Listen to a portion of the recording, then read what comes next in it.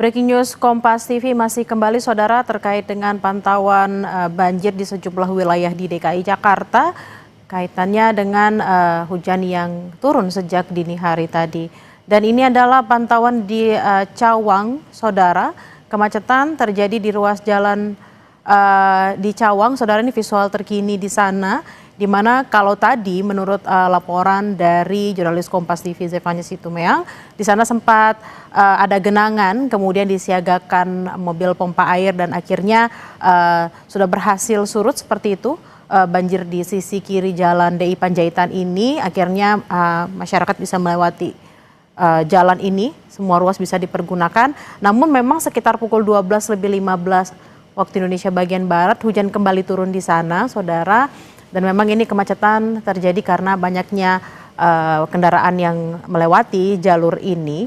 Namun jika memang terjadi lagi semacam genangan hingga cukup tinggi, mobil pompa di sana sudah disiagakan, saudara, untuk menghindari terjadinya lagi genangan yang cukup tinggi seperti yang terjadi tadi pagi, yang menyebabkan hanya satu ruas saja yang bisa dipergunakan.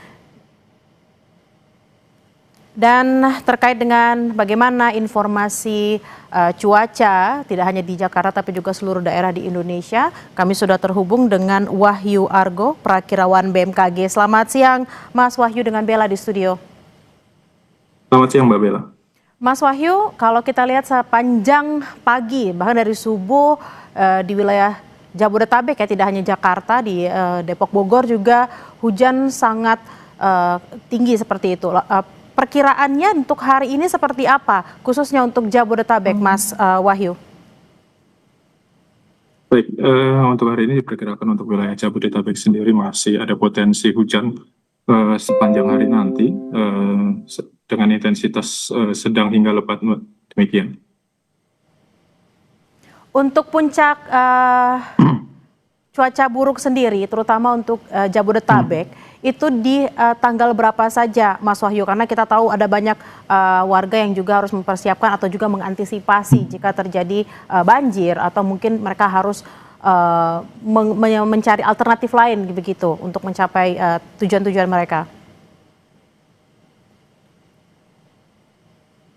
Baik, untuk wilayah Jabodetabek sendiri, untuk dalam pantauan kami untuk 2 hingga 3 hari ke depan, setidaknya masih berpotensi terjadi hujan dengan intensitas sedang hingga lebat di hari mendatang, gitu Mbak. Jadi untuk 2-3 hari ke depan, kami mengimbau masyarakat untuk tetap waspada terkait dengan peningkatan curah hujan di wilayah Jabodetabek.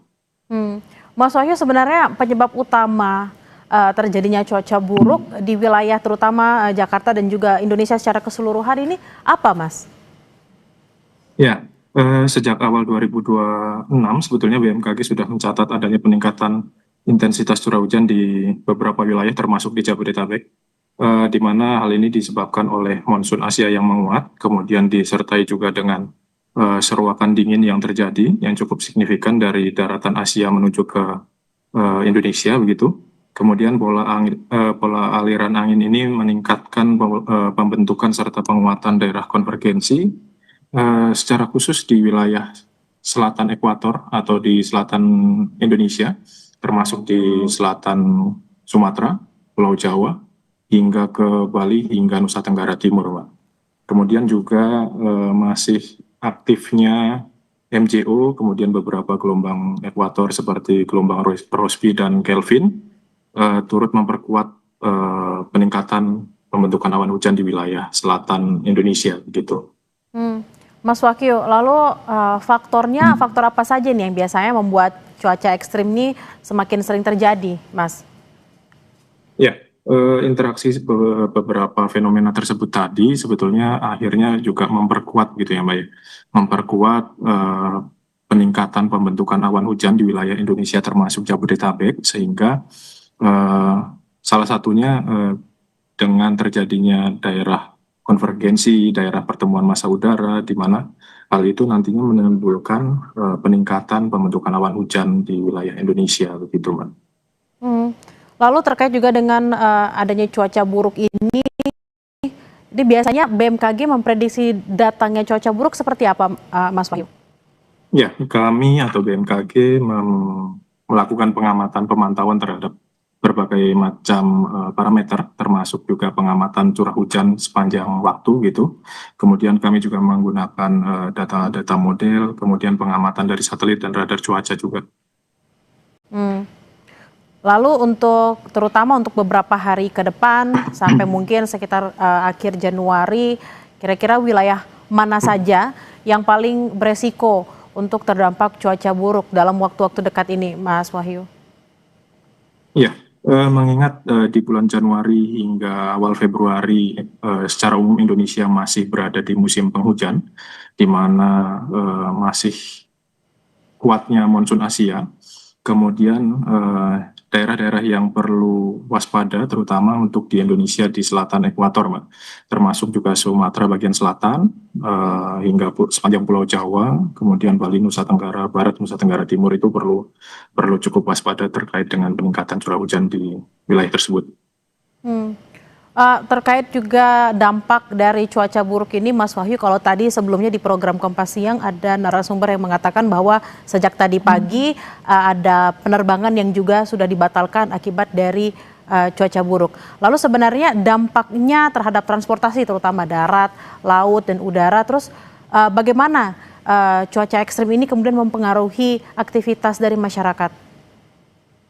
Ya, kondisi cuaca buruk ini tentu saja akan mempengaruhi lalu lintas ataupun penerbangan, baik itu maksud saya lalu lintas masyarakat baik di darat maupun udara serta laut, karena menimbulkan adanya gangguan-gangguan di eh, jalur-jalur tersebut gitu ya. Kalau di darat jalur darat bisa terendam, kemudian rel-rel kereta api juga beberapa wilayah juga kemarin sempat terpantau terendam juga. Kemudian untuk penerbangan juga beberapa awan cumulonimbus yang terbentuk juga dapat mengganggu atau mengganggu keselamatan dan keamanan penerbangan. Begitu juga untuk penyeberangan, beberapa wilayah di Indonesia juga mengalami gelombang tinggi, Mbak.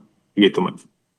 Lalu biasanya seperti apa, Mas? Apakah memang dari berbagai BMKG berkomunikasi juga dengan misalnya dengan penerbangan dan juga KAI misalnya? Bagaimana sistem peringatan Ya, yang diberikan oleh BMKG kepada para petugas yang menjalankan keseharian terkait dengan transportasi?